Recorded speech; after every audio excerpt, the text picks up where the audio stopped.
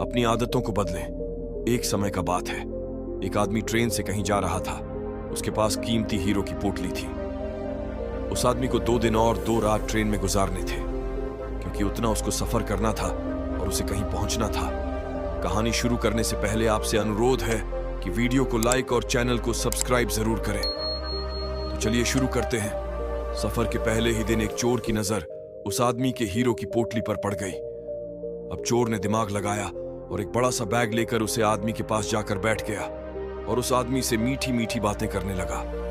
चोर ने सोचा कि रात में जब सब सो जाएंगे तो मैं चुपके से उठकर उन हीरे को चुरा लूंगा।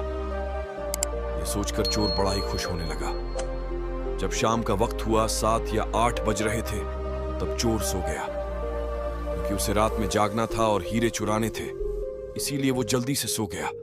जब उस आदमी की सोने का वक्त आया, उस आदमी ने चुपके से अपने हीरो की पोटली अपने बैग में से निकालकर उसके पास जो आदमी सोया था उसके बैग में डाल दी। और उस आदमी के पास कौन सोया हुआ था? वो चोर ही सोया हुआ था।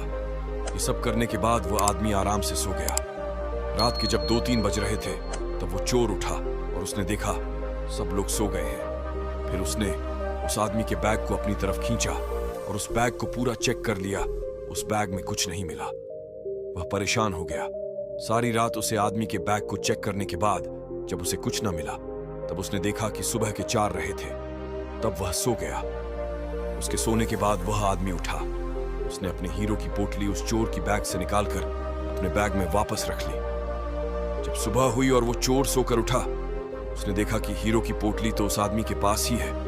उसे लगा कि मैं रात मैंने कुछ गड़बड़ की है, शायद उस आदमी के बैग को अच्छे से चेक नहीं किया। उसने फिर से प्लान बनाया कि इस रात बैग को अच्छे से चेक करना पड़ेगा।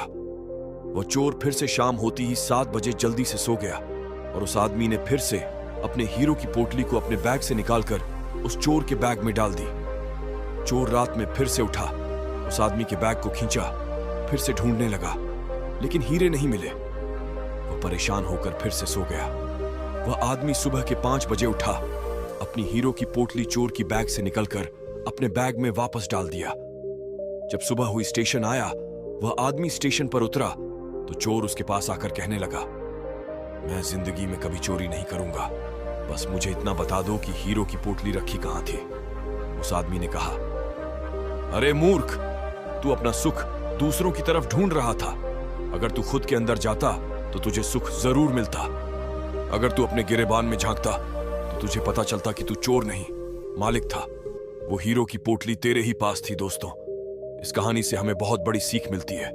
हमेशा अपना सुख दूसरों की तरफ ढूंढते रहते हैं और बहुत से लोग हमारी जिंदगी में आते जाते रहते हैं। कोई हमें सुख देता है तो कोई हमें दुख देता है। बहुत से लोग ऐसे होते हैं जो अपनी खुशी दूसरों पर निर्भर कर देते हैं। जबकि अगर आप खुद के अंदर झांकोगे, अपने खुद के गिरेबान में झांकोगे, तो आपको किसी चीज की कमी महसूस नहीं होगी।